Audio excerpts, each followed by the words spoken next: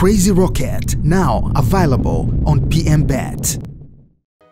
Inaanza leo jioni kwa baadhi ya michezo ya mechi za CAF kuchezwa, lakini kesho na kesho kutwa ndiko ambako macho, masikio ya Watanzania yatakuwepo kufuatilia kwa karibu.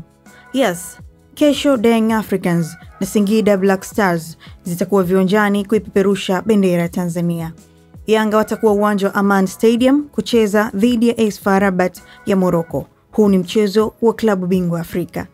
Wakati Singida Black Stars wao watakuwa uwanja wa Nelson Mandela nchini Algeria kucheza dhidi ya CR Belouizdad ya nchini humo. Huu utakuwa mchezo wa kombe la shirikisho.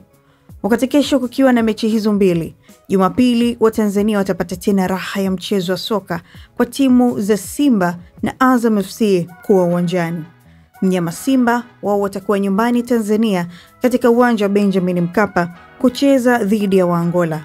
Huku Azam FC wao watakuwa ugenini nchini Kongo kucheza dhidi ya FC Maniema ya nchini humo.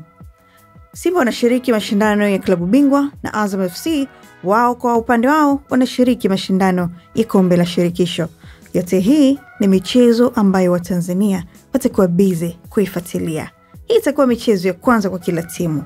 Unadhani wawakilishi hawa wataanza na matokeo ya namna gani?